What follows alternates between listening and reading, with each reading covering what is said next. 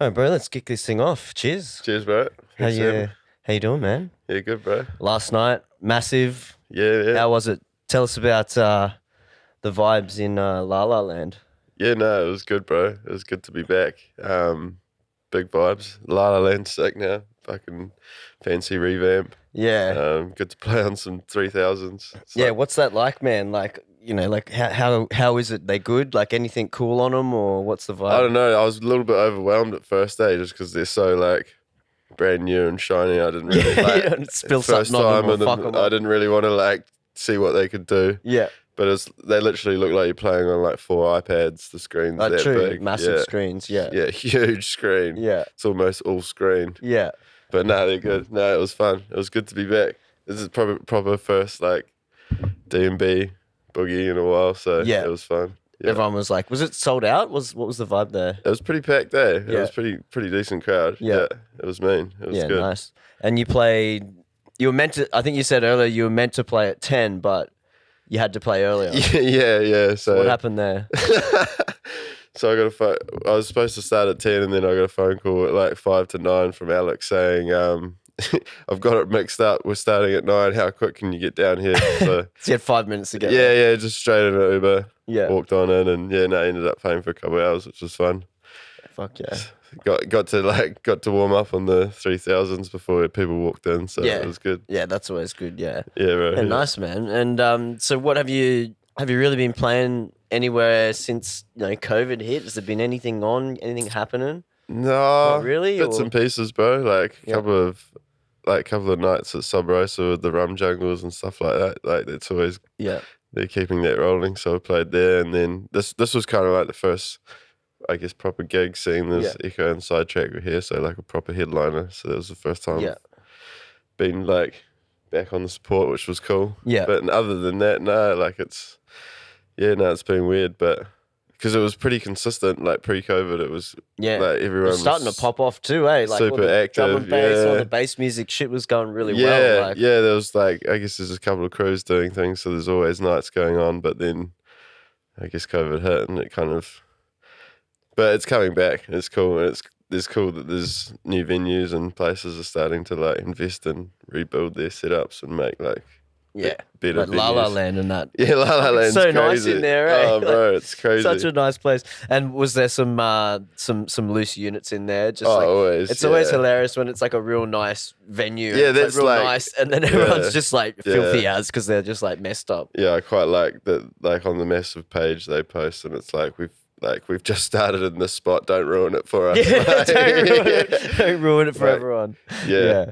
No, that's it. But, and the we're talking about that big mousetrap like Yeah, out the feature back, thing. Such a yeah. trip, eh? Like yeah, it's weird. got in It's there. cool. They've just like built it almost like themes. It feels like you're about to like go through like a little theme park on the way to the toilet. But yeah. no, it's actually just some real impressive setup for no reason. But Yeah, just like a bit that's of probably artwork. where the 20 mil went. Yeah, in the artwork of the mousetrap. Yeah, that's sick, man. I want to ask you about the name.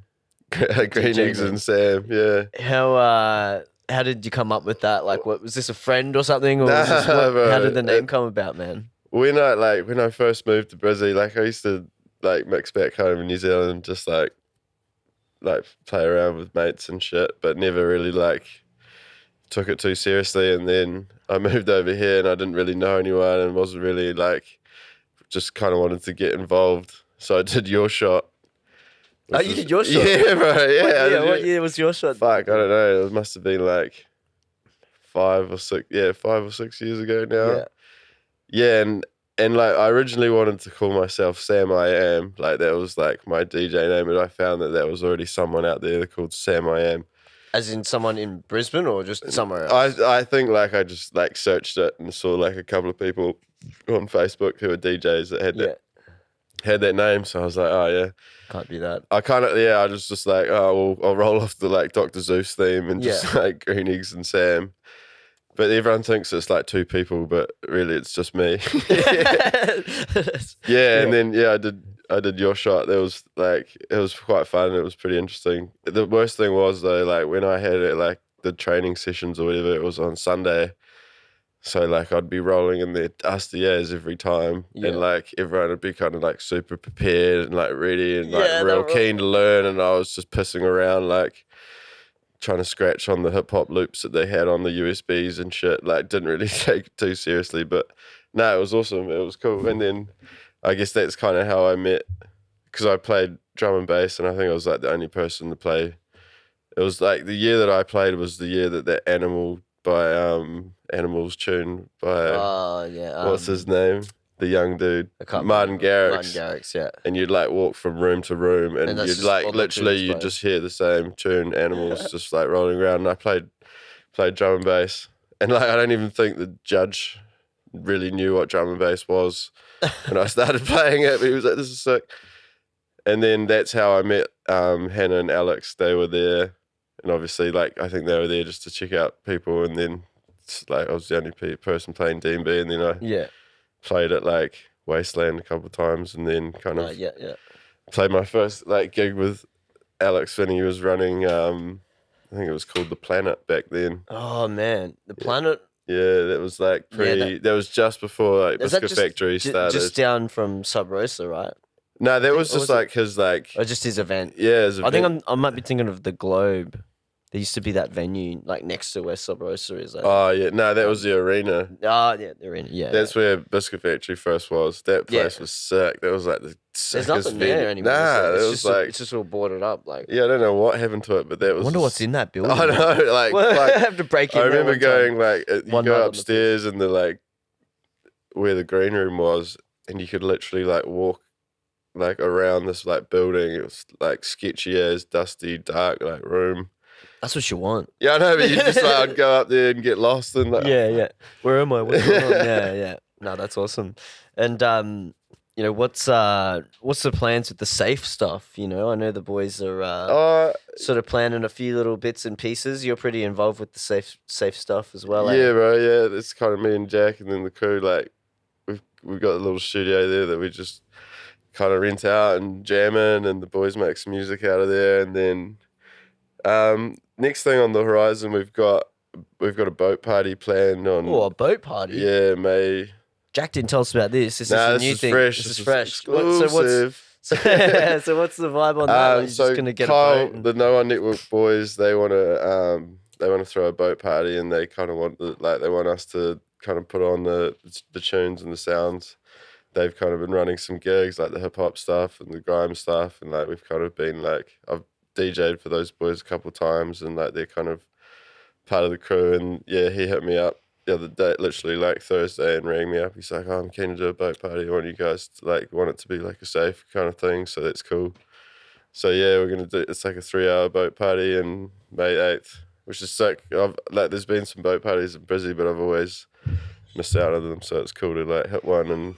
And they're usually like, I don't know, has there been many like bass music, like drum and bass boat parties? Oh, there used to be couple.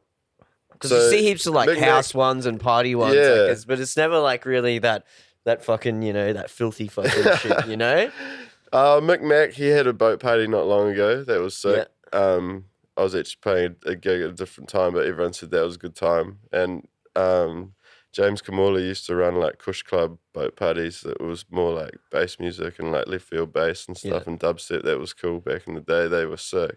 How long ago is this we're talking though? Oh, it must be like 4 years ago. Yeah. A little bit longer. Yeah. Maybe, yeah. But they're pretty rare. It's like, I feel like Brisbane would be the epicest place for a boat party because with the river, you could just have boats cruising up and down all the time. Yeah. I've been to one in Melbourne on the Fitzroy, a drum and bass party. That was epic. Yeah, nice. That's that'll be sick. And are you guys still doing I think Jack was talking about some kind of like sort of boiler room style kind of thing at some small venue or something. Yeah. Is that still going ahead or is that We changing? might have to find a new venue, yeah. Oh, really? Yeah. Shit. Just talking to, I think Kyle had a gig there and it kind of didn't go as he planned. So he was like doing it first and we were going to kind of see how he went. But yeah. But he's found another venue that there's going to be the after party for the boat party. So hopefully that this works, venue could be like a new spot. But like I think I'd love to do like a as like cliche as it is, like recreate kind of like a boiler room vibe and have decks like in the middle of the dance floor and have people around it and just kind of just real sound system culture kind of vibes. Yeah. But because you got who is it that's making the speaker system? Oh yeah, Corey. Yeah, Corey. I've seen photos of that on Facebook and shit. That looks dope. Like Cypress Sound System. Yeah, shout out Corey. Yeah, so he's just basically, I think he lives like out of town, but he's been building like a full on rig for the last like couple of months. And I just keep telling him, I was like, we need to have a party with this thing, bro. It's huge. Looks epic. Yeah. It looks massive. So and it's all custom, like wood and shit. Like bro. He's like fully built it. Yeah. Because he makes dubstep and 140 and stuff, and he's like, I don't know what kind of overtook him, but he kind of just started like sending me photos of the sound system, and I was like, we need to have like a we need to have a party with this thing, it has bro. to be a thing. Yeah. And he's like, I'm gonna buy a trailer. Just let me. I've got a few more things to build, and we'll do it. But like, hopefully, I'd love to find a venue where we could actually like bring that thing and kind of like shake this place up a little bit. Yeah, you know? Have to fucking bolt everything down so it doesn't rattle off the walls and shit. Yeah. No, that's awesome, man. So let's talk about how you like first got into all the music and shit. Like, how'd you get into, all the music you love now, drum and bass, and all the other genres and stuff? Did it start when you were younger or some shit? Well, because I was born in the UK. True. Yeah, bro. Yeah. Where in the UK? I was born in a place called like Loam, just out of Manchester. Yeah. And then grew up in Wales, like. Lived in Wales, a place called Anglesey, which is like this tiny little island in North Wales. Yeah. Till I was like 10 years old. I guess like what kind of like got me into this kind of like electronic music and stuff was like just living in the UK, just constantly listening to like Radio 1. Always like after that's like such a culture over there. Like, and like just like driving around at night, like to go pick my brother up from like sports practice and shit, and just like Radio 1 at like from like 6 o'clock onwards would be like house music or like garage stuff like that. So I'd always kind of like subconsciously like heard it, and then I guess like. But at the time, I was probably listening to like Limp Bizkit or something, just like savage. It's not like over here where you subconsciously listen to Jimmy Barnes or something on the radio. You know what I mean? Like it's different. Like it's a different. Like like it's just different shit that's listened to. Yeah. But then like moving to New Zealand, like I think, like when I moved to New Zealand when I was 10 years old, and then like in New Zealand, I guess like when you start like getting older and getting on the piss and like starting to go out, you don't listen like. People don't really like house music's a thing in New Zealand, but like it's almost like drum and bass is the first kind of like party music that you're exposed to. Yeah, it's the main thing. Yeah. And then when just when I was like 16, we used to go to Queenstown and go snowboarding all the time, and we'd sneak into this bar called Subculture, Subbies, and we'd pay the dude. He actually like lives over here now, but he used to be the bouncer there. I met him randomly over swing here. Him some cash. We'd pay him $20 and we'd all use my mate's ID. And we'd all use my mate's ID. And go to Subculture. And like I used to see like the Upbeats, Concord Dawn, State of Mind, like Tiki Tane, all these people would play at Subculture and would be underage, like Truth, dubstep and stuff like that. Like I'd see them all there before I was even old enough to go out. So that's kind of like, I think from there on, it was just like kind of. And New Zealand is just like the drum and bass community is just so like thriving, and like the Upbeats and State of Mind and all these guys, like they've been like in the scene and been consistently epic for so long, and you just grow up with them and Shapeshifter and like Fat Freddy's Drop. Like music in New Zealand's really cool, and it's like you just kind of get into it, and then I think like my favorite music is hip hop, like. Before drum and bass and everything. Yeah. Like what hip hop were you into like back then? Like Wu-Tang, boom bap, 90s stuff. Like I probably listen to more hip hop than I do like drum and bass or 140 and stuff. But I think like it all ties. I kind of just listen to everything, bro. Like I just love music. Yeah. And like sitting at a computer all day, I have the benefit where I can literally listen to music. While you're working and shit. Yeah, that's awesome. And so you started DJing. over in New Zealand then, right? Oh, like if you can call it that. Virtual DJ, bro. Yeah, like everyone starts on virtual DJ. I feel like almost everyone starts on virtual DJ. Well, used to, maybe not now, because it's like now it's like a thing and people get controllers and they like use them. But like back then, like it was like. Like I reckon at least DJ. like 50% of people who come on this show started on like virtual. Yeah, it was legit, like it's the way to start. And it literally, it's free and it's got DJ in the name, so you're like, oh, it must be DJ, like DJ software. So yeah, I was in uni and then just like started going to gigs in uni in Dunedin, New Zealand, and then like went round to my mate's room in his hall. And he was just jamming virtual DJ and like just going handy on it, just like he was playing like a headline show that's on his laptop, moved in his room on the piss.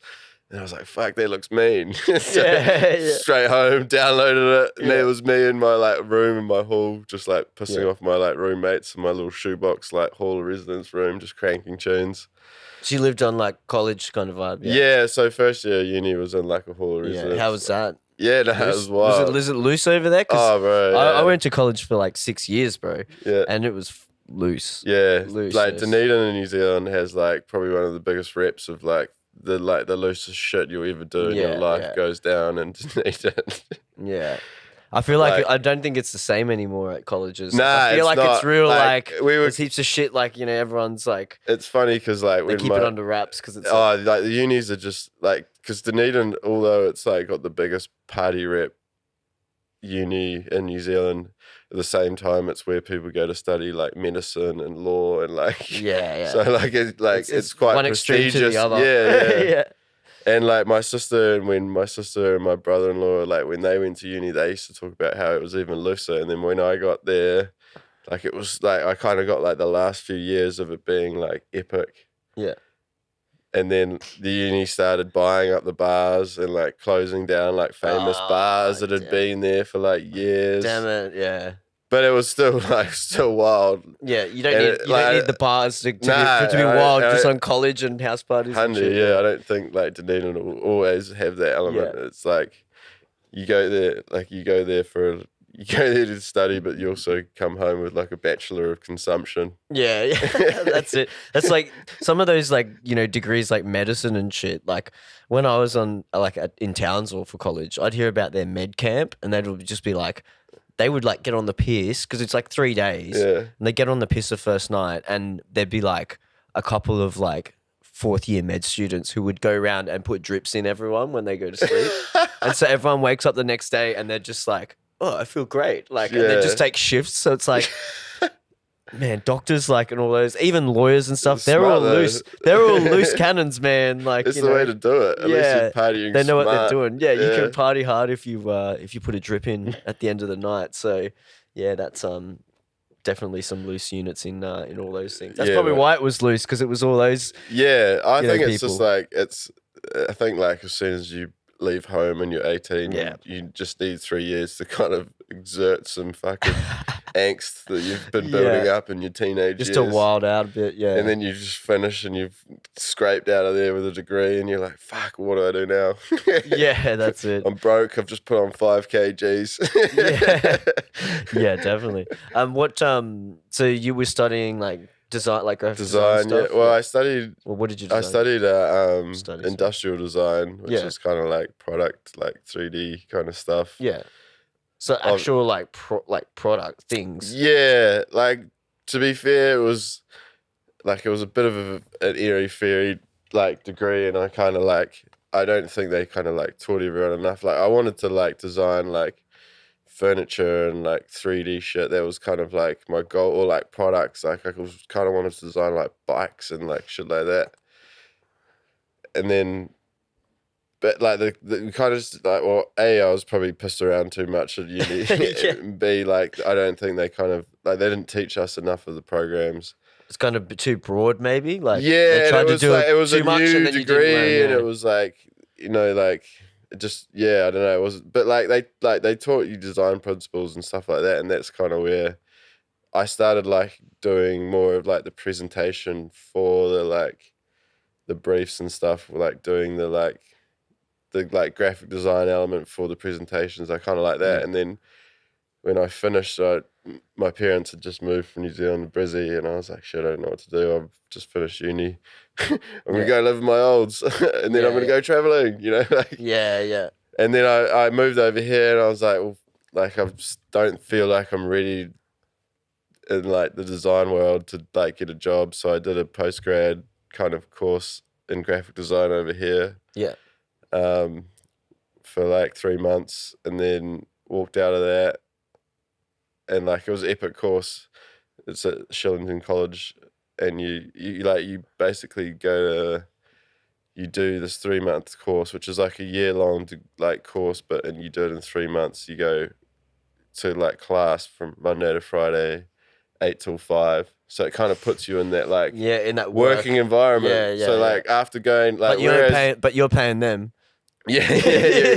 Whereas like in Dunedin, when you're studying, like some days you only have to go to class for like an hour. Yeah. So you're just fucking around 80% of the time. Whereas like this course kind of just puts you. And then I was like, I just finished uni and I was fucking broke, didn't know what I was doing. So I was like, I kind of like stuck my teeth into it. And then I finished that. And then I thought I was like, man, I'm gonna get a design job straight away. And I applied for like 50 jobs and got nothing, and there was just it's like, not really how it works, eh? It doesn't happen straight away. And I was I was working as a painter at the time, just like painting warehouses for this dude, my soccer coach at the time.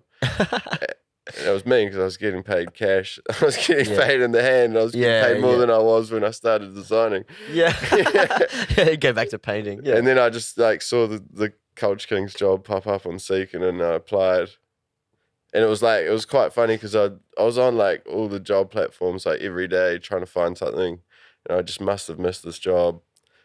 And then I saw it, and it was like the last day before the job expired or whatever on Seek. You had to put it in, And I put it in, got a phone call that day, went for an interview, and then and then I started working there doing the marketing stuff. Yeah, so what do you do? What do you do there? You do like the marketing side of stuff, like so graphic design, like started off just doing like marketing, like websites, emails, like all that sort of stuff, doing all the like advertising, I guess. Yeah. And at the same time they have like brands that they like make and sell, and their own sort of brands. In-house brands. Yeah. And they were like, oh, can you design t-shirts? And I was like, oh, okay, I'll give it a go. Yeah. And then I started designing tees and doing clothes, and then that kind of just grew. So how many designs have you got that are in Culture Kings then? A lot. Like shitloads. That's pretty sick though. Like, that's awesome. Yeah, so I just kind of like, and then as it grew, it kind of became more of a, like, so they hired more people to do the marketing, and then I've kind of like self-taught myself how to do like design and like clothing production, and then kind of like grew the brands there, and then obviously started like working for other brands and things like that. So that's kind of. Is that like more what you're doing now? Like you're doing all the sort of designs for brands for clothing and stuff. Yeah, pretty much. Yeah, full like end to end, like clothing, marketing, like campaigns, all that sort of stuff. Yeah. Yes. It's pretty cool. So I guess I've like worked in the streetwear industry for like 8 years now. Yeah. And is that what when you went into the original like degree at uni, the industrial design, is that what you're thinking? Not at all, eh? Yeah, it's totally different. Like I've always like, I don't know, always like growing up as a kid and like skating and snowboarding in New Zealand, like I've always been into the style and like hip hop as well, like the clothing involved, fashion and like like it just like subconsciously was into it, but never thought that I was like ever gonna design or make clothes. Yeah. But then it just kind of happened, and then like now it's like fuck, I don't think there's anything else that I'd rather do. Yeah. Like it's weird how that shit happens, eh? Like totally right. You don't think you're gonna. I thought I wanted to design like washing machines and shit, like furniture. Like there's a company in New Zealand called they're over here, Fisher and Paykel. They're like I wanted to work for Fisher and Paykel so bad because I went. I could not imagine you working for Fisher and Paykel. I went to their like headquarters when I was studying design. True. Like we went and saw like all their like R&D for like future washing machines and ovens and shit. And I was like, this is sick. Like, this is what I want to design, like Oh, bro. ovens and furniture and like. Yeah. But then, yeah, just You it's should weird. work that into some clothes with some ovens and washing machines on the front and shit. Yeah. Fuck, man. Yeah, that's wild that you've changed to. I mean, it's still sort of related. Like, Yeah, did you I learn think, any like, of that kind of design stuff at uni when you were doing nah, that? No, not at all. that's Totally the thing. different. Totally, like, It's more the graphic design you did later on that probably yeah, helped you. pretty Yeah. much. Like, I think, like, it's like any kind of design, as long as you know the tools. I think if you can learn how to use the tools, like, you can pretty much design anything these days. And like I was saying before, like YouTube, you can learn anything on YouTube. I've like worked with designers who didn't go to uni or didn't get a degree, and they just self-taught themselves from YouTube. YouTube, yeah. And there's some of the School best of designers YouTube. I know. Yeah. Like, it's crazy. And I think like the key to anything, like especially design, I feel is you have to like know how to use the tools. Yeah. And if you can use the tools efficiently, you can pretty much learn how to do anything. Like, I never knew how to like design or like do like tech packs and specifications for like clothes. Yeah. But I knew how to use like Illustrator and Photoshop and stuff. And then when when I first started, I used to hit up suppliers that we used to sell, like brands that Culture Kids used to sell, and I'd hit them up and be like, can you send me your tech packs? Yeah. And they'd be like, no. No. No, you can't copy a tech pack. So I was like, well, I just need to see what they look like so I can I recreate just need them. something. I don't want to copy it. I just want to like Yeah, I just like reverse engineer it. Yeah. Yeah, like that's kind of how I learned, as I just like. So did someone See other send you people. one, and then Yeah, you got and one then off someone? Like, yeah, I think like once you get the gist of it, it's not as it's not as technical as people may think. I think, but especially streetwear, it's just fucking hoodies and tees and hats. Yeah, like kind of pretty. it's like more similar. branded based. Yeah, yeah. Than like It's more crazy the fashion, artwork on you it. know. Yeah, like, yeah. but at the same time, like we still do some pretty cool shit. Yeah, nice. And then you've got the new brand that you've launched. When did you launch it? It was Starter, yeah. So I guess like Starter's obviously been around for years. Yeah. But so we got so company that I've been working for, they got the license for Starter in Australia and New Zealand, which is cool. Yeah. And I kind of like put my hand Revived up. it. That's like the goal, yeah. That's kind of what I want to do. Like, You've I got used a to hat put- here. You've given it. Yeah, I'll give you a hat, yeah. Forever on. Starter. I'll put it on. Yeah, put it on the hat. Yeah, so yeah, we got the license for that, and I kind of put my hand up. I was like, because I used to obviously like being hip hop head and stuff like that. Starter used to be huge in all the music videos. Everyone was doing Starter. Yeah. Like, it's just nostalgic. Like, I kind of grew up on that shit, and then as soon as they said that they had the opportunity to get the license, I pretty much said like, I'll quit if you don't give me Starter. And yeah, so I guess we relaunched it in the end of Jan. So kind like of 2 months now we're in sort of 2 months. It's like I've been doing it. Did a campaign shoot in Brisbane with heaps of Brisbane like creatives and athletes and stuff. Kind of wanted to like, I guess my goal, because I live here and I love Brisbane and the scene in Brisbane's just like thriving. I kind of wanted to showcase Brisbane artists and Brisbane people, because I guess it's always like Sydney or Melbourne. It's kind of gets the It's our limelight. time to shine now. Hard, and like had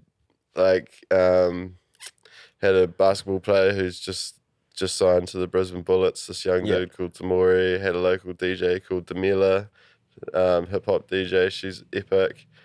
Nerve, who's a rap artist in Brizzy, and then Kayleezer and Steez, who are other rap artists. Like, they were involved in the campaign. Yeah. Jordan Kahu, who's a ex-Bronco rugby league player, he was involved, like, kind of like trying to showcase like Brizzy and just all Brisbane Brizzy people. shit, And they're like, because it's like, one, like, if we're bringing back Starter in Australia, like, kind of like my goal is to kind of showcase people, like, use like even though it's got this like American heritage, and people probably want people like showcase it in an American light. It's like, nah, like, there's so much cool shit happening here in Australia and New Zealand. Like, why not kind of highlight that and make the brand have an Australian, like, I guess, tie to it now. Yeah, That's kind of you're my goal. relaunching it. Like, there's no point in, and as well, it's like you don't want to. You're selling it here. Why do you want to have American people wear it? Like, but it's cool because the American people are liking the stuff from here. Cause, true, yeah. Because I guess like starters license all around like the world, but I guess I kind of want to make it as authentic and like. So how does that work then? Does that mean like, can people in the States buy it from here, like the brand? They can still buy, yeah. Yeah. And like it's quite cool because a lot of the American people have clocked onto it on Instagram and stuff, and they're hitting me up like, does this ship to the US? Like, can you buy this? Yeah. Because in America, it's still there, but I probably shouldn't say this, but I feel like it's not being done as good as it could. It's just a different style. It's different to what you're doing with it. I feel like there's so much more and like potential, and everyone loves the brand, and it just has that like type. People, it's like, it's like iconic to people, and it's got that heritage. I kind of want to bring that back and make something out of it, and kind of just like build it here in Australia and New Zealand. Your version of what it is. Exactly. What you remember of it, and what you want to bring back. And obviously bring back the heritage, but at the same time evolve it and kind of develop it and add some new flair and spark to it at the same time, whilst remaining like true to the identity of it. Yeah, exactly. Yeah, no, that's sick. And so what's the plans for it? Like what stuff have you got at the moment? Obviously we got the hats. I've seen some like shirts and stuff. Heaps, bro, So what do you got? Give us a little bit of everything, really. Yeah, so the first range was kind of just like core stuff, just hoodies, trackies, tees, obviously like constantly dropping new hats, tees, printed tees, developing a lot of like quick to market tees. And then in winter, bringing back like iconic, like the satin bombers, anoraks. We've got jeans. Shit! So that's coming soon, like so like not April, released yet. Yeah. When is it? When we talking April? April, probably winter range. We've got a little basketball range. Nice. And then probably end of July, have a shoe coming, sneaker. Yeah. Shit. Yeah. Nice. So that was. Have you done a shoe? Have you designed a shoe before? This is my first shoe. Yeah. Oh, here we go. Here we go. Nice. That's like it's like kind of bucket list to design and develop like a sneaker, being like. I feel like that'd be way more technical than just like shirts and stuff, right? Yeah. It's a lot of like. You don't want to rush it. It's not like a t-shirt print that like, if it's like kind of off, you can still sell it. But like, if you fuck up a shoe, can't sell dud shoes. People will buy shit tees, but you can't sell shit shoes. Yeah, that's true. Yeah. So, but yeah, that's kind of been in the works for a while. Hopefully, like middle of the year, can drop that. Pretty excited for that. Like, got some pretty good reaction on the samples so far. So yeah, nice. I've like recently done version 2 as well. So might start getting that in the works. Yeah, cool. That's sick, man. Yeah, that was definitely like a fucking huge. Yeah. Woo. Yeah, and that's cool because you've got like, because you're working with just this one brand that you're doing. It sort of gives you those options to go and try all the different kinds of hats, shirts, everything. Bags, you can really sort of go, key rings, bags, everything, like socks, whatever. It's all kind of. That's the cool thing about like. I guess like as much as clothing is just t-shirts and hoodies and stuff, like the coolest shit to design is like accessories and like the little things. Like I love hats. Like hats is probably like I've been like that's probably my most favorite thing designing is hats. Yeah. But then like to do a sneaker is definitely a That's like you said, it's a bucket list. It's hard. It's hard. It's not easy to do. Like that's why it's like I don't care if it doesn't sell. I'll at least have like four of them on my shelf. Like, I've done a fucking shoe. Yeah, that's my shoe. I made that, designed that shit. Yeah, no, that's dope, man. Yeah. Congrats too. Like that's pretty sick to be able to have that kind of an iconic brand and to be able to bring it back and and that I love like that's the best part. Like I love working with other brands and like trying to like I guess working with CK, being able to like collaborate with other brands. Like that's the kind of shit that I like doing. I think it's like when you get to like take someone else's story and like take your story and then like kind of recreate them and like merge them into something new. I think like that's the best part. Like sometimes, taking one idea and then sort of expanding on it and putting your own spin on it sort of thing. Yeah, and like you can take their identity and like recreate it. That's like still them, but Yeah. you Sure. add something completely new to it. Yeah. Yeah. Have you heard of and we won't talk about this too much, but have you heard about NFTs? Oh, yes. Yes. Yeah. Are you in that space at all? Are you looking to do any like digital art? It's funny like you say that. Like that's all that's been like talked about lately in the office is like NFTs. Like We'll have to have a chat after this then. Off camera. We'll have to have a chat off camera. I don't know. I don't know. Like, because I'm trying to get my head around it. That people are paying this money for this stuff. Well, I've been getting into it heaps lately and looking into just looking into it and researching what you can do and the option and like what it is. The concept is crazy. Yeah. I'm still trying to get my head around it. Like just like the pure concept of you're paying money for something that you could copy and like But it can be unique. Like people might be able to copy it, but they can't. It's like, when for anyone out there, the best way to describe it is like if you have an artist and they do 3 versions of a piece of art and it's got like a certificate of authenticity. It says this was from the artist, whatever. It's like a digital version of that, but because it's digital, and it's on the blockchain, it can always be traced back to say that it's original. Yeah. Where it's like if someone else had something and it doesn't trace back to that person, you can say, well, it's not original because it doesn't have your digital signature attached to it, sort of thing. So it's like it's a way of making like authenticating that, yes, this is actually made by you. And people can't copy that because then it won't say that it's made by you because it's all on the blockchain. Like, yeah, it's cool. There's definitely heaps of cool potential with it. I think I'm working with someone at the moment to make some NFT artwork. To have. Well, it's crazy that that Beeble dude, his latest piece sold for like 69 million at Christie's or whatever. Yeah, I mean, I think there's a lot of hype around a lot of it at the moment. Like way too much hype. But like, I think it will eventually be like a common thing, and it'll be cool. And once you're in the VR world.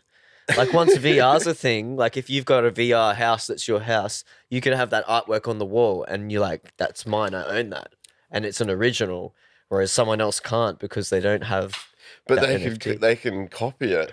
Maybe not. If depends on the VR world. They might not allow that. They might not allow copies because if it doesn't trace back to the original artist. Anyway, there's lots they've got to figure out about it. It's crazy how it's just cool, blown up. It's definitely a cool thing though, and I think it's funny because it's like we've been talking about it right at the infancy stage though. It's like it's like not. It's I not like the thing that I like. I kind of like. It was more the sports side that I quite liked. Like the NBA are kind of like releasing top shots. Yeah, that shit's dope. Yeah, like I would love to. It's like collectible if I was cards. I guess it's like it kind of traces back to like fucking trading cards and shit when you're a kid. Like, it's exactly what it's like. I would love to have like one of those like famous iconic photos of Michael Jordan or something as an NFT that I own. Well, the NFTs on Top Shots are actually like moments. So it's like plays. So like if you're a huge, like Kobe fan, LeBron fan, or whatever, you could collect all of their like best plays throughout their career and be like, oh, I'm one of 50 people who own this version of this play, like in the world. Yeah, that's kind of like that's kind of cool. Yeah, it's like, you know what I mean? It's like, how big of a fan are you? And like, this is how big of a fan I am. I've got one of 50 of these plays that, and I own that. Like, yeah, it'd be dope. Like you could collect that, or you could collect like a team. You know what I mean? Like you could collect like the Chicago Bulls team from whatever year you wanted, and like their plays and stuff. Like, yeah, it's pretty cool. Like the potential's there, but it's definitely still in the very infancy phase of it. And like, I think a lot of stuff that the hype is a little bit too big, but there's some cool stuff in music about it too. Like, you could like do like royalties, and there's all kinds of ways you could do like cool stuff. But I think the hype's a little bit too big on it at the moment. Yeah. I think there's some cool shit that'll come from it, but I think everyone's a bit too hyped on it.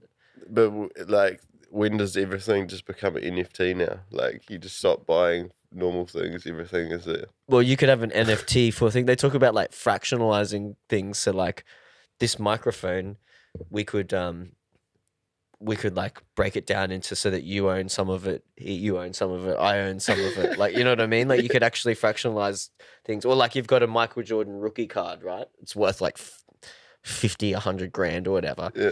Maybe you can't own that because you don't have 50 grand, but you might be able to buy a fraction of it that's like $200 worth. It's a percentage of it. And then if it goes up in price and it sells, you then get more.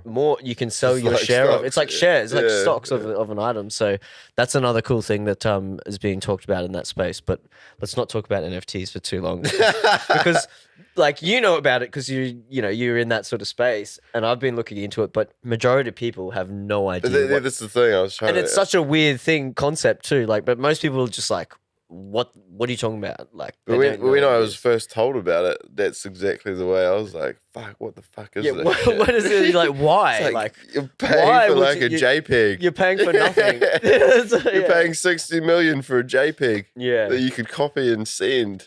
Like, it's a weird concept, I know for sure. But it's interesting. That's funny that you sort of already know. Well, it's funny that you brought it up. Like I've only literally in the last couple of weeks clocked it.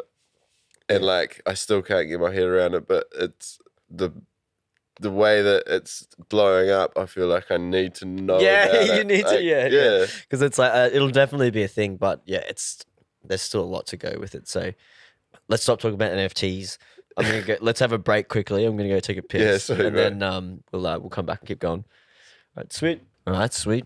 We're back. We've got more beers, and we're not gonna talk about NFTs anymore. Because we could sit here forever. But so let's talk a bit about like music again. You're talking about when you started like virtual DJ at college.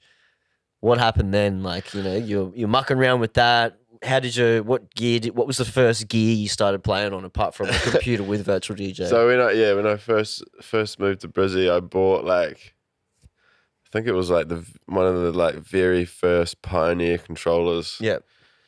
So did you play any gigs or anything in Nah, like house parties and shit. Like, but were you using gear or you're just using the whatever people had? Like I'd played a setup. The very first like setup I played on, like it was in Hyde Street, which is like this Hyde Street party, which is in Dunedin at uni. They close off this little street, and it's like every house is like themed and dress up, and it's probably like one of the loosest parties ever. True, like the whole. How many houses street, are we talking on this street? Like a block. Yeah, not like a huge block, but like basically everyone in Dunedin goes to Hyde Street that day, and it's just like every house. You could literally just walk in and out of people's houses, and it's a fucking party. So sick. Oh, bro, it's wild. Does that still go on? Does it still happen? I don't know. I feel like they started banning Hyde. Like when I was at Hyde Street, some of my mates like fell through the roof of this like garage because there was like all these people standing on top of this like garage roof, and it just fucking fell through. Yeah. And like I was literally standing on the street in front of it. Roof fell through. This massive cloud of dust, and then like a few people like climbing out like. I'm okay. What's going on? Yeah. And my mate was playing on Serato on some turntables. That was like the first time I'd ever like played out, and I hate to know what it was like because shit, I'd never even touched turntables before, and I was like, I know what to do. Jumped up there. Confidence, real wasted too, were you? Probably, yeah. Oh yeah, definitely. And then that was like the only, and then obviously just like virtual, and then. And what kind of stuff were you playing when you were doing virtual DJ and when you? Like at that time it was like like dubstep was like it was like early scream and shit, like that was kind of like that was. And then just like New Zealand drum and bass, I was just cranking like dubs, like upbeats and like organicismness and like just real heavy. Like I used to go to my mate's house, my older, like couple years older mate from school, and he'd like load up my hard drive with all this like crazy drum and bass that I'd never heard of, and I'd just sit there and like. I feel like that's what it used to be back in the day too. Like you'd get like a shitload of music. You'd always get it from someone older. Someone older would give you a heap of music. So he'd be like, check this shit out. He'd been in Dunedin for like 2 years, and then I'd moved up there, and I was like, fuck, I need more music. Like I need to get some tunes, and I'd just go around to his house, and he'd just load up my I still have this hard drive to this day. It's like one of those like plug-in power ones, and it's like fucking this big, massive one. It's probably only like hardly even. Yeah, not even that big. But like, man, I'd love to, like the cable's fucked on it, but I'd love to just like boot that thing up because it's got like some crazy like Spanish like drum and bass and like deathcore drum and bass where it's kind of like fucking savage ass. Like back then and shit, like you couldn't like just you didn't have like Spotify and shit where you could just like look up genres and search shit and then you could like get recommendations for similar things and that you actually had to like find music really like it was. And it was like back then was like YouTube was still early like nowadays it's like if you want to find something you just YouTube it, but like we used to mix on YouTube where you'd have like two YouTubes open. You'd have the browser open on two like songs, and you'd like just have the volume button on one, like in and out, like this. So we used to literally like get super ripped and sit there and do YouTube mixes, bro. YouTube mixes, that's classic. Yeah, so you started doing all that stuff and virtual DJ and just playing on whatever you had over there, and you moved here. I bought pretty much the very first Pioneer controller, like Store DJ had some package and it was like a controller and two powered monitors for like, I think it was like $500 or something. So I bought that, got the two monitors, had this little controller. I think it ran off Serato. No. Yeah. Record box? No, it was pre-record box. Pre-record box. Jeez, we're going back now. Must have been Serato then. I don't think they've ever run with it. It must have been Serato, yeah. So I had that. I was living my old, so I was just jamming that. And then your shot came up. I was like, well, fuck, like I might, I'll do a DJ comp. Why not? Yeah. And then because I didn't know, I didn't really research too much about it. I didn't realize like how intense it was. It was like you thought it was some chill all of a thing. sudden you're doing like fucking photo shoots and you got to do interviews and it's like, you got to have name and shit. Yeah. No, but it was cool. It was fun and like I was surprised because you go to the open day and you like wait for hours and like I was just at Birdie's and just waiting before I would like go have the interview with the dude. Who interviewed you? Do you know? I can't remember. No, I can't remember. Yeah. And I was like, I ended up just getting real pissed because I must have been like at the back of the line. I was like, fuck, I'm like, am I going to get called up? And then I got called up and went up there. And I was like, there's no way I'm getting in this. Yeah, there's no way I'm they're way going to too pick loose. me. And then I got a message and it was like, yeah, you've congratulations, you've made your shot. I was like, holy fuck, I made your shot. Yeah. Yeah, no, yeah. So that was like the first bit of kit I got. And then after that, I bought, pretty much as soon as I'd finished that and started playing gigs, I got thousands, like old CDJ 1000s. Oh, yeah. And used to mix on CDs. That's the shit. That's what you want to learn on. Yeah, bro. I mean, apart from vinyl, but like if you can learn to mix on them, then it's like, Oh, and even like, fuck, did you ever used to load up like the fucking like camera memory cards? Like, the SD cards and shit. SD cards, and you put cue points on the SD cards and shit. Fuck. It was such a tax, just burning CDs. And then like you get a new laptop and you can't even burn CDs You can't even burn CDs now, yeah.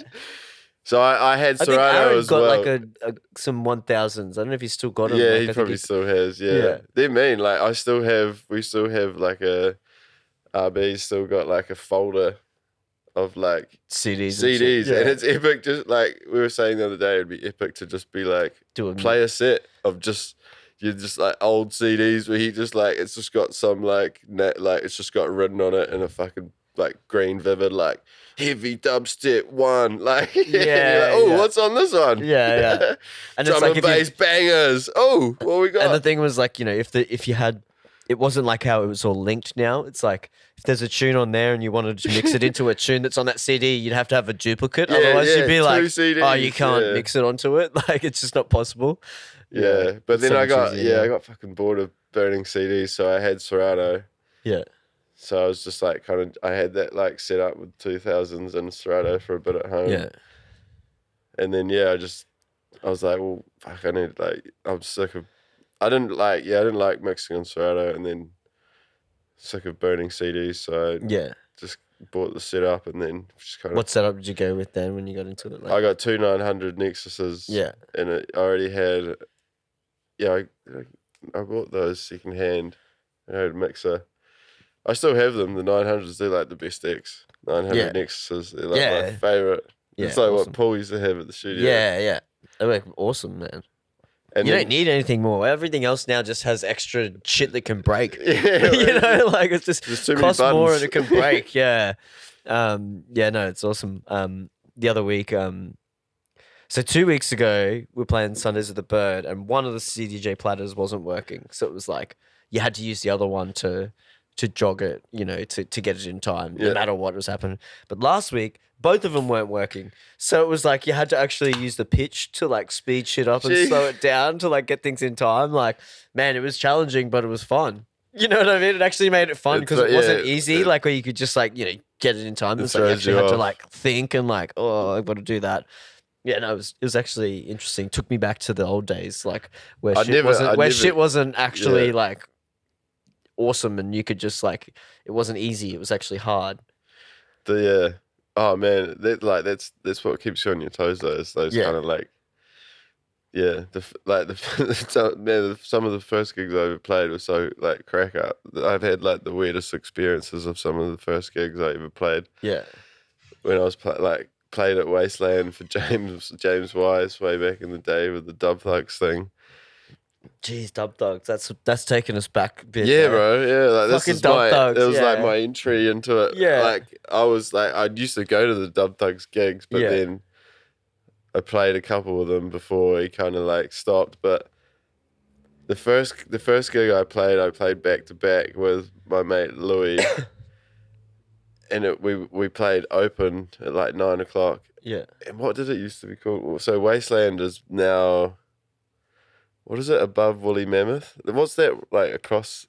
Across or above? Like. So Woolly Mammoth's like there, and there's the one across the way. Oh, yeah. Well, it's like X and Y? X and Y, yeah. Okay, yeah. What did it used to be called? I don't know. Well, it was Wasteland for a bit. And we played at 9. And there was a gig on in Woolly Mammoth, which used to be Coniston. Yeah. And now it's Ivory Tusk. Yeah. I was there last night. But it's still Woolly, it's still the same. Still Coniston, eh? It's the same, but it's still the same place. That was where I used to go to all the gigs back in the day. Yeah. So all the D&B gigs used to be at Coniston, but there was a gig on in there. And they used to have the doors open so you could kind of walk from Coniston into like that front part or what is it, Wasteland at the time. And then there was this chick who'd walked in and she was in the corner. There was no one in there but like us DJing and James Wise. And there was this chick and she was like smoking in the corner of the room. Yeah. Inside. Yeah. Like I don't know what she was up to. And then James Wise walked over to her. It was quite funny what he did. He asked her for a puff, had a puff, put it out and said, "Yeah, no, you got to go. You can't smoke in here. You got to go. You can't smoke in here." And as she walked out, thanks for the puff. She bottled us, bottled me and Louis. What, both of you? We were behind the How did she get both of you? No, we shouldn't get both of us, but she threw a bottle at us. Okay, yeah. And it she maybe did two hands. Bang. Wouldn't you like to own that NFT? Bang. Yeah. She's getting bottled. No, she threw a bottle at us and it hit the kind of front of the booth and sprayed the decks. Yeah. And we didn't we weren't obviously paying attention, and I was like, fuck, did you just throw a bottle at us? There was a bottle on the ground, there was just beers all over the decks. I was like, fuck. She just bottled us. What did we do? Yeah. And then James Wise told us what happened, and we were like, "Oh, you're just there, you're just in the wrong spot." And then another time, I was closing Wasteland, 2 till 3.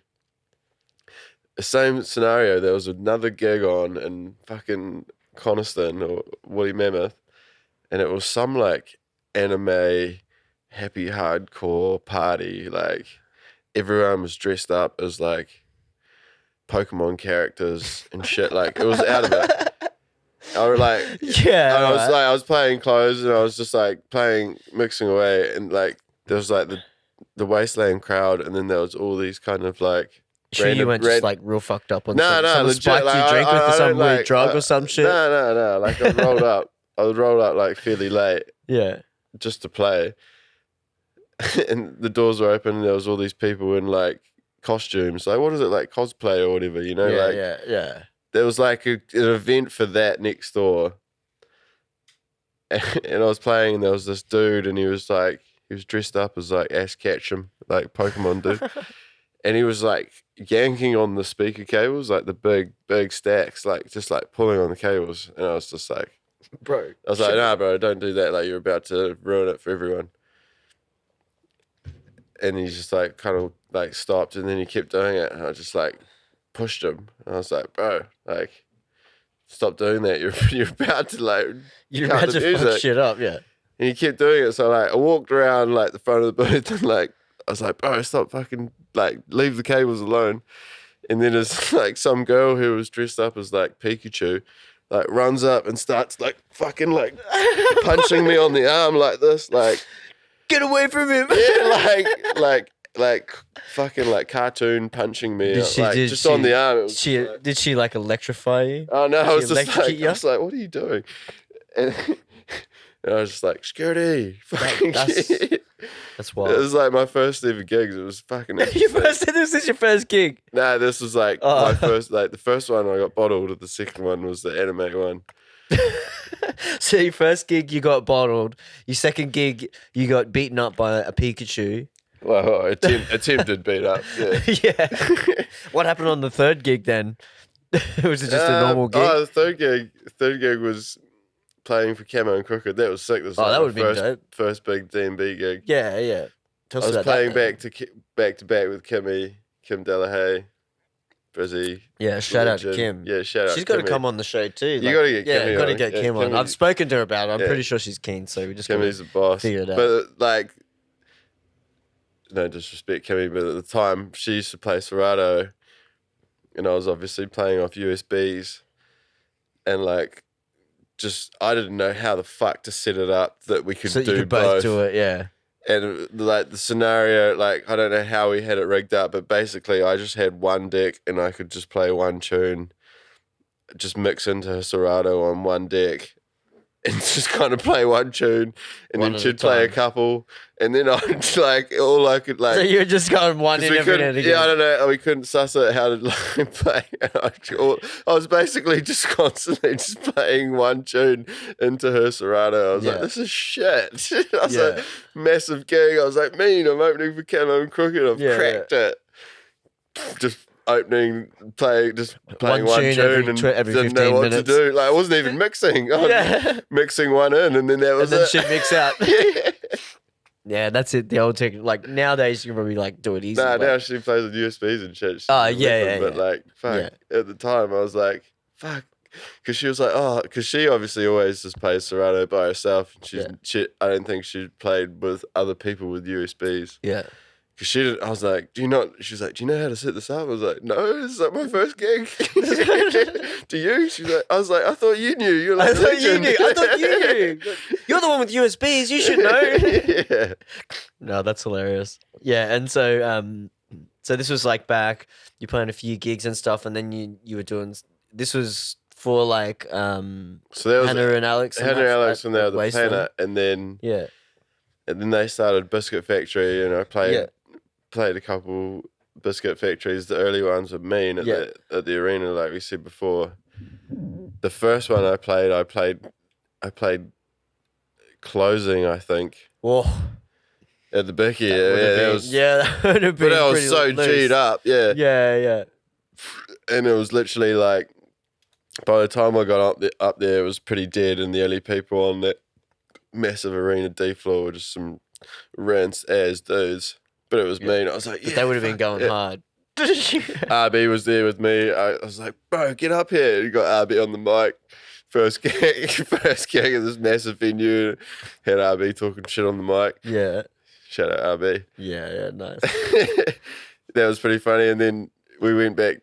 We went back to kick-ons, Alex and Hannah were leaving. They were like, "We're going to kick-ons. Come with us." And I was like, "Can I bring my mate up, eh?" And they were like, "Yeah, sweet." And we got in the cab and we were so fucked.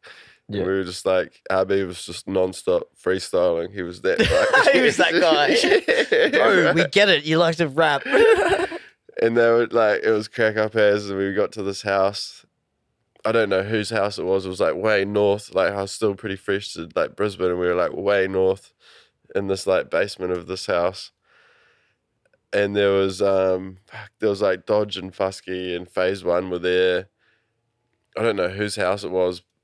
But like we kind of got the vibe that we weren't supposed to be there. Yeah, really? It was pretty funny. We were outside like having a couple of darts, and RB just kind of like lashed out and like kicked this fence. It's just out of the blue, just goes whoosh, and just finishes this fence. And Alex was like, "Fuck, bro, pull your mate in, pull your mate, tell him to calm down." I was like, "Abby, why'd you do that?" And he's like, "Oh, I thought it was broken. I was just finishing it off." I was just finishing it off.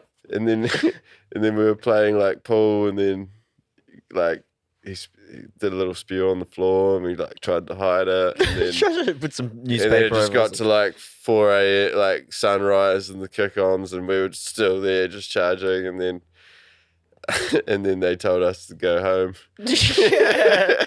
Sounds like you needed to. Yeah, we did, bro. Yeah. We got in it. Yeah. And then how did like obviously you were just doing stuff with all the Vicky crew and stuff, and then Safe just sort of happened naturally. You guys went, Hannah wanted to start the Safe stuff. You were just part of that crew already, right? Yeah. Well, I guess like I've been pretty fortunate to play for like heaps of different crews. Like played with Kimmy and the like Junkyard crew, and then like played with McMac and the Rewind boys, and like I guess Hannah and Alex have always been like super supportive and kind of like started off playing Biscuit Factories for them, and then when Massive started playing like Massive heaps, and then obviously Hannah started the Safe thing, and which was cool because it was like that's definitely like more what I'm like passionate about, like that kind of sound. What would you describe that as? Is it? I don't know, bro. That's what I mean. Whenever I'm like, "Oh, the Safe crew," and they're like, "What kind of music they play?" I'm like, "Well, it's like, I mean, it's bass music, but it's like, I don't know, it's like everything, bro. Drum and bass. It's like grime, I guess like it's like the way you just alternative bass. Like it's not the left field dubstep. bass, yeah. It's not the real mainstream dubstep sort of like vibes, is it? It's sort of like the more. It's more like minimal stuff. It's hard to say. Like I think like it's cool because there's a bit of everything. Like obviously like Aaron can fucking play whatever. Like he obviously is fucking big in all those scenes, but then Aaron also has like a huge passion for fucking like more underground like dubstep and drum and bass and stuff. And then obviously Jack like big on the like 140s. You've got Brandon who's big on the grime, like and then me, like I'll fucking like I love like garage and like footwork and like all these other like kind of like so this is kind of like the subgenre, like the subgenres, alternate, and like that's like I guess there's not many other people playing that kind of stuff, so that's kind of why Hannah started it to have like a place to do that. Yeah, but and you need shit like that. You know, you need that stuff for the people who are into that. Yeah, and it's niche as it's super small and it's niche as, but it's cool. Like, is it like I don't know about like the rest of Australia? Like, is there this kind of a scene for this music in other places in Australia? Like Melbourne's probably like huge for like I think like that like the 140s and like the garage. Well, like, Hannah should fucking sort out a Melbourne fucking like safe like. Fucking takeover or some shit. Hannah, sort that shit out. Get me down, yo. Yeah, get all the crew together down there in Melbs and fucking, run some Safe shit. That'd be dope. Yeah, and like I don't know, like it's not. Yeah, it's hard. It's hard. I think like it's hard to put a fucking pin on it because I honestly like I just go through phases of like weeks where I'll like just listen to like different genres, different stuff. Yeah, I constantly just like Rinse FM. It's all I listen to. Yeah, every like show. Yeah, whatever it is, whether it's like grime, dubstep, garage, 140, like swamp, like left field bass. Like that's all. I just literally listen to DJ mixes all day, every day. Yeah. Just at the computer designing. Yeah, right, headphones on. Yeah, dope. it's like that. Yeah, I guess it's just like I would love to kind of like try recreate like that Rinse FM. That I think it's just like it's like UK music. It's like that UK underground. I think like. Have you ever seen that show on Netflix? People Just Do Nothing. Yeah. Bro, that show is fucking hilarious, man. I love that show. Yeah, MC Grinder. I've watched that like 3 or 4 times just straight through, man. MC Grinder. Yeah, but like that's the thing is like garage music's so sick. Like, and like they kind of like highlighted garage music again and almost like sparked it up. Yeah. Fuck, I'm gonna watch that show again. I'm gonna rewatch that whole thing again. Apparently they're releasing a movie, Oh shit. That's gonna be awesome. That's just that's so good. Yeah, if no one's seen that, you should go watch it. Me and Abby pretty much just constantly on the phone to each other, like MC Grinder and Beats would be talking to each other. It's just me and the bro all the whole time. What are you saying, geezer? Fuck, man, that show was so good. Like, I just couldn't. Yeah, so good. So what do we got? We got the boat party coming up. You looking for another place to do another one? Any other stuff for you in terms of like gigs or no, anything booked in or any plans or anything coming up with the with the starter and stuff like any? No, I want to. I'm starting. Got the shoe, obviously, that you're looking to do, and the winter line. You said. Yeah, safe radio shows coming soon. That's right. You were talking before about that. Yeah. So what's the vibe with the safe radio show? How's it gonna be just like literally like I said before, like I listen to like Rinse FM shows nonstop, and like always ever like used to listen to BBC Radio 1 like Scream and Benga shows, and like always wanted to do my own version of.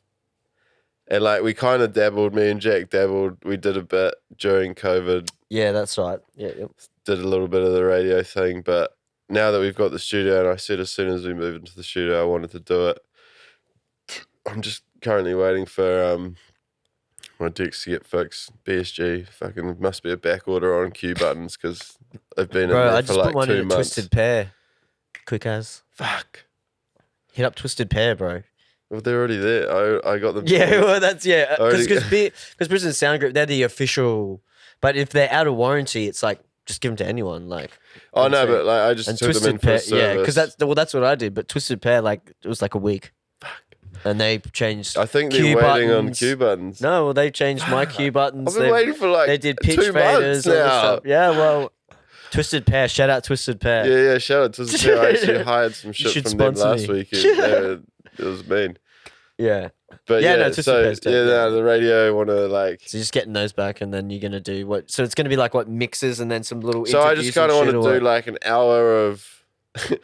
So just an hour of tunes, usually like because I'll do it fortnightly. I wanted like weekly is probably too much because you just kind of like, kind of forcing it. But like every 2 weeks, I'll probably accumulate enough new tunes that I've found to play. Yeah.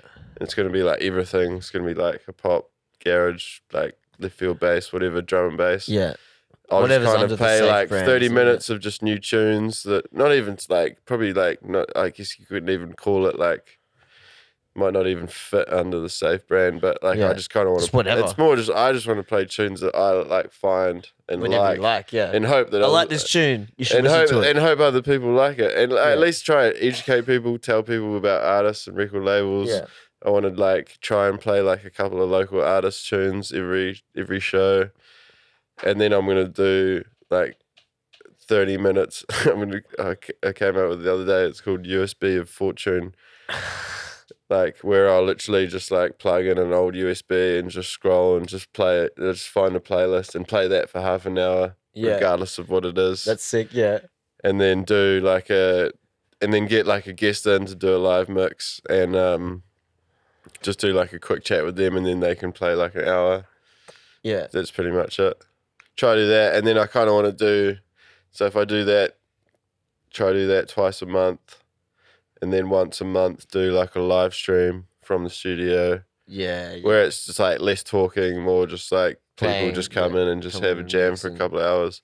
Because at the Six they've got the big band room, and it'd be sick. Like it'd be an epic room to set up like a live some stream decks and a setup. live stream. Yeah, that'd be dope. Yeah. And we need that now. Like, there's no live streamed places around. Like, I mean, know. there's Quiver and Sample Space, but there's RIP no. frequencies. Yeah, there's no frequencies, no more like. Paul, yeah. we miss you, bro. Yeah, well, Paul, come back to us. Let's do some shit. Because like he could totally set up in that space or here or any. You know what I mean? He's still got all that gear, and he's like got sort of like a mobile rig that he can take places. So he's fucking on top of it. Yeah. He just needs to get. I think he's probably enjoying the dad life. Yeah. Nah. You know, like having 100%. free time. Yeah, you know? he's not having to deal with us at like 3 drunk. a.m. Bro, you can't drink out the front. Wasted Put your on a drinks Sunday away. morning. You're not Like allowed to drink I in told you not to put you can't put your drinks on the table. Yeah. Fuck, man. Sorry, bro. He pulled me out like one time. I felt so bad. I woke up the next morning and I was like, fuck, I feel bad. Yeah. I swear, all last night Paul was just saying, hey, Stop can putting you your drink. just- Yeah, and he's so nice too. There's a chair here. Just put your drink there. And he's so nice sweet. too. He's like, can you Straight put back just on the put decks? Yeah. On top of the turntable. Yeah. Yeah, like wild. Yeah, so that's cool. So heap of stuff coming up with that. And what about, have you guys been doing, because I know you guys have done like some takeovers like on stages and stuff at like some of the doofs and stuff. Anything coming on the horizon? Because there's a heap of doofs and things coming up. Anything, is there anything in the works? Potentially, there's a little low key doof happening in Sunny Coast. So in the What is it? it's called Divine Frequencies. Yeah.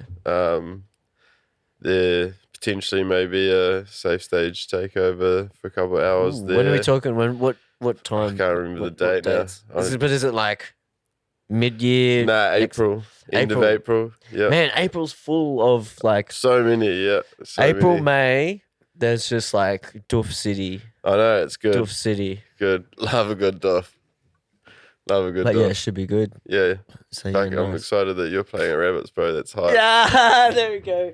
I was I think I can probably say it here because I think they will have announced it by the time this comes out. So yeah, I'm playing at Rabbits Eat Lettuce this year. So yeah, it's gonna be dope. I'm pretty keen. I'm also playing at Jungle Love too. So really getting out there in the doof scene. So watch Bro, out. this is where It's gonna be wild. Yeah, it's gonna be wild. I'm so excited. So yeah, I guess that's a bit of an announcement. The old Rabbits Eat Lettuce. Super keen for that. So yeah. Yeah, it's a time, bro. It's gonna be a fucking dope. good time. So excited. But yeah, so where can we find you and stuff? Like where can we find all your stuff, the safe stuff? Like we're online. What do we look for? On Facebook it's just Safe Brisbane.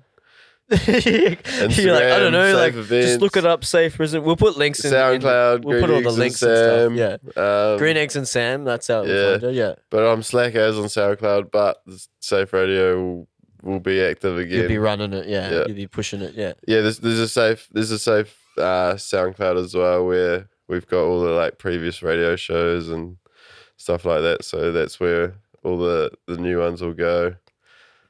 And then Starter ANZ on Instagram. Yeah. If you want to check it out. Yeah, for sure. Check it out. Looking forward to those shoes to see what they look like. I'm excited to see what that looks like. And the winter line. I always like every year because I grew up in Cairns. So when I first moved to Brisbane in like 2012, I had like no winter gear. It's not even cold. Yeah, well, but for coming from Cairns though, I had like Tropical. I had like 2 hoodies. That's all I had, like at all. And so like every year I'd buy like a new jacket or something, and I was like every year. So now I've got like a bit of a couple of years of like jackets and stuff. But so every year I look for a new jacket. So I'll be looking out for the starter stuff to see what you got there. Yeah, we got it. We got it. Yeah. All right. Sweet. All right, guys. Well, make sure you check out Green Eggs and Sam, Safe Shit, Starter, all the stuff that we talked about today. And thanks for coming in, brother. Like, good Cheers, to have a bro. chat Yeah, and get good to know you a yarns, bit bro. better. And I'm sure we'll get on the piss again soon sometime. no Got to come doubt. out and check out the studio as check well. out the so studio. We'll do that. So yeah, awesome. All right. Thanks, Thanks for bro. watching, guys. Cheers. Have a good one.